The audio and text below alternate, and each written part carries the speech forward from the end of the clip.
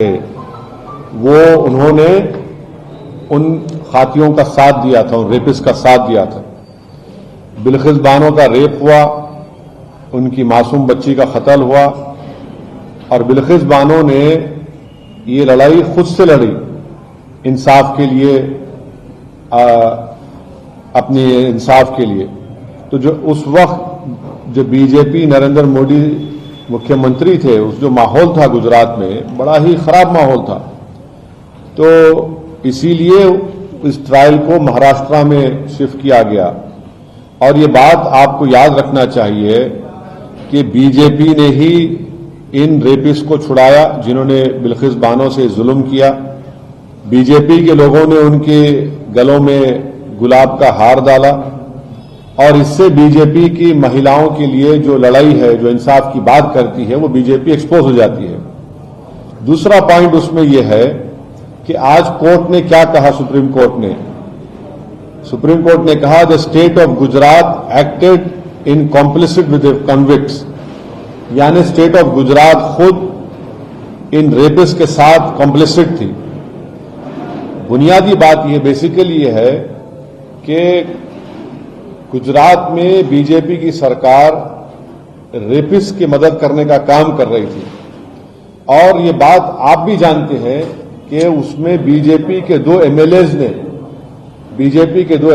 ने ये एंडोर्स किया कि इन रेपिस्ट को छोड़ दिया जाए और एक बीजेपी के एमएलए ने उनको संस्कारी भी कहा था। आज सुप्रीम कोर्ट ने ये साफ कर दिया कि गवर्नमेंट ऑफ गुजरात, जो बीजेपी की सरकार है वहां पर, उन्होंने बिल्किस बानो के रेपिस्ट को छोड़ने में मदद की, फ्री किया, और जबकि उनके पास ये इख्तियार नहीं था। मैं सुप्रीम कोर्ट के इस फैसले का वेलकम करता हूं, खैर मुकद्दम करता हूं और उम्मीद करता हूं कि मुस्तकबिल में, फ्यूचर में कोई भी सरकार इस तरीके से एक्ट नहीं करेगी जिससे रेपिस्ट को छोड़ दिया जाए।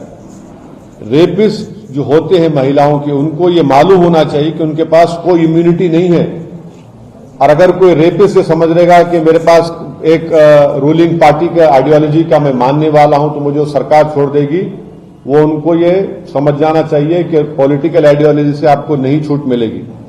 और आखिरी बात यह है कि इस तमाम चीजों में हम यूनियन होम मिनिस्ट्री के रोल को भूल जा रहे हैं। यूनियन होम मिनिस्ट्री के आज जो वजीर हैं जनाब अमित शाह, उन्होंने अप्रूवल दिया था इनका रिमिशन और प्रीमेच्योर रिलीज के लिए, और एक जुलाई 11, 2022 का लेटर है यूनियन होम मिनिस्ट्री का। हम पूछना चाह रहे कि क्यों अमित शाह की होम मिनिस्ट्री ने इस तरह लेटर दिया।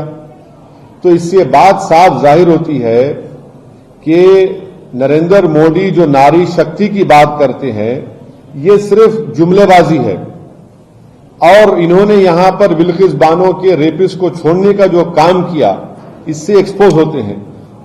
अब बताइए बुलडोजर कहां चला गया, ठोक देंगी पॉलिसी कहां चले गई। बीजेपी बिल्किस बानो के रेपिस्ट को छोड़कर बीजेपी आज रेपिस्ट के साथ खड़ी हुई है, चाहे वो सरकार में हो, सेंटर में हो या स्टेट में हो। बीजेपी की सरकार ने इनको छोड़ा और क्यों छोड़ा, इलेक्शन से पहले छोड़ा, गुजरात के विधानसभा के चुनाव से पहले। अब बीजेपी इस जजमेंट के बाद खामोश क्यों है? बीजेपी आज बीजेपी को खामोशी छोड़नी चाहिए। हम ये डिमांड करते हैं कि बीजेपी और नरेंद्र मोदी की सरकार बिल्किस बानो से माफी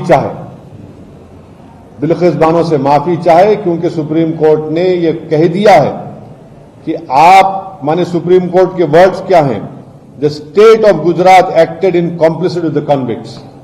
तो मेरा डिमांड यह है कि नरेंद्र मोदी की सरकार बिल्किस बानो से माफी मांगे, उनको अपोलोजाइज करे।